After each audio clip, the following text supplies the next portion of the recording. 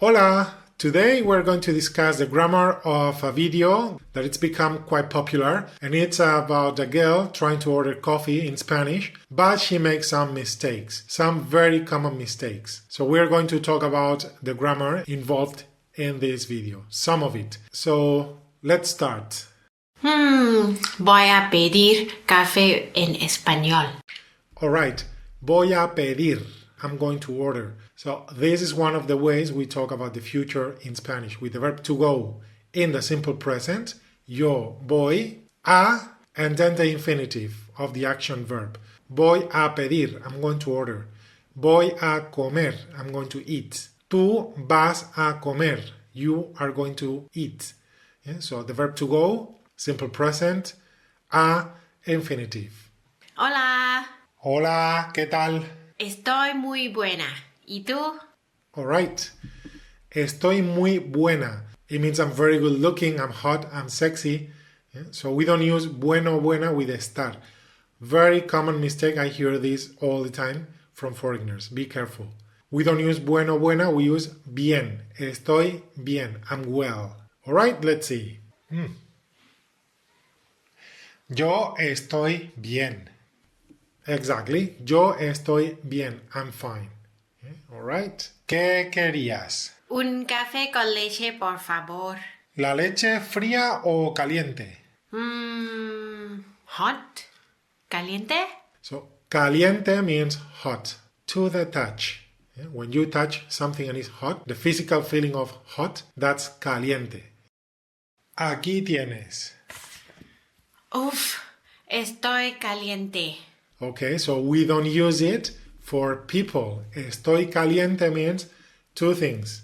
Or I'm horny, or I'm hot to the touch. Like you can touch somebody and say, uy, estás caliente, you're hot, like burning.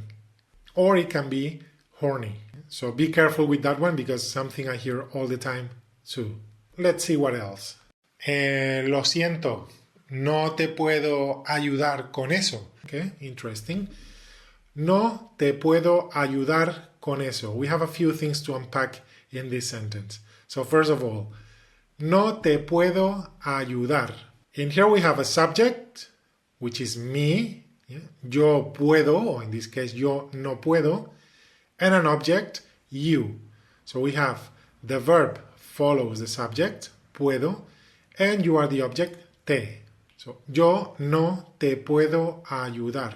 We put the object pronouns in Spanish usually before the verb, normally. But, for example, another thing about this sentence is we have poder, can, be able to, help, two verbs together. And one verb, help, is in infinitive, ayudar. Puedo is conjugated for I, yo puedo. Ayudar is in infinitive. So when this happens in Spanish, you can put the object pronoun with the second verb too, with the infinitive together. So you can say, yo no puedo ayudarte. Yo no puedo ayudarte. Yo no te puedo ayudar. Same thing. Only when you have two verbs together and one of them is an infinitive or a gerundio. Alright? And then we have con eso, with that. Eso is the neutral pronoun for that. Like that thing. We don't say what it is, so there is no gender yet. So we just say eso, that thing. If I say no te puedo ayudar con ese problema, problema is a male noun. So I can use ese problema. Or con esa situación, situación is a female noun, so I can say esa. But because I didn't say anything, problema, situación, just that, I can't help you with that. So eso, neutral. Yeah. Alright, let's keep watching. Díselo a tu novio. Alright, díselo a tu novio. This is quite advanced. Let's try it. First we have the imperative, di. You say, a command, di. Then whatever you say is the direct object. So we need to use a direct object pronoun, lo.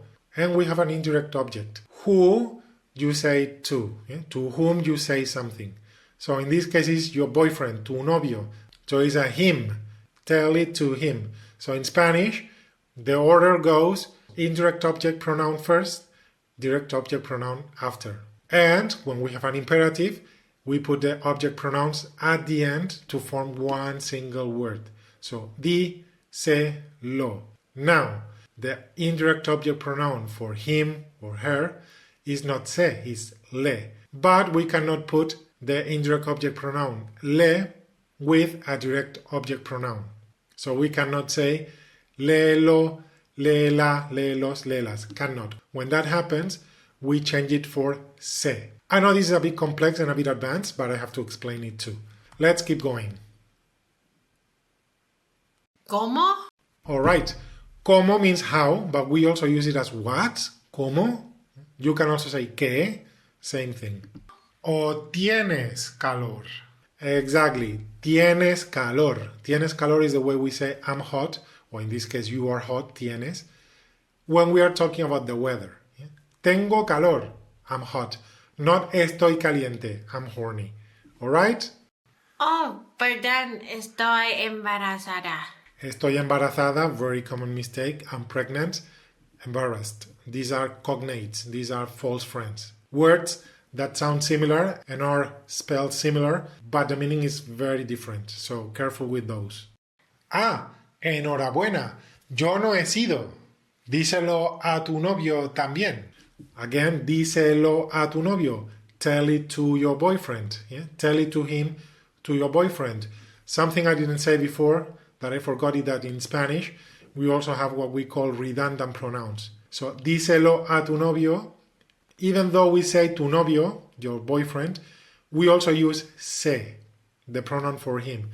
This is called redundant pronouns and we use it with some verbs. ¿Qué? Embarazada, pregnant. Ay, qué vergüenza. Qué vergüenza. Que, expressing like, ooh, so, how. Vergüenza means shyness, embarrassment. So, qué vergüenza is like how embarrassed, how shy. Me voy. Toma. Alright? And me voy, reflexive, irse. Irse is a reflexive verb, so we need a reflexive pronoun. Me voy means I'm leaving. I'm leaving from here. Different from voy. Voy means I go, I'm going somewhere. Me voy, I'm leaving this place. And toma is another command. It's just the way we tell people, take this, take it.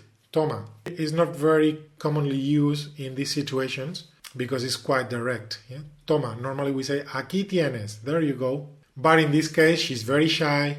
She wants to leave. So she says like, toma. Quédate el cambio. Right? Quédate el cambio. Another reflexive verb, quedarse. So we have the reflexive pronoun te, but it's a command. Quédate. Keep it. It's a command, imperative. So when we have an imperative, we put the object pronouns at the end, as I mentioned before, and it's one word. Quedarse also means to stay. For example, me quedo en casa. I stay home. Or means to keep something. Me quedo el cambio. I keep the change. Notice that now is not a command. Me quedo en casa. I stay home. If I make it a command, quédate en casa. You stay home. Quédate. Or in this case, quédate el cambio. Keep the change. Alright, I hope that was helpful. If you have any questions or anything, let me know in the comments and I will see you in the next one. Hasta luego.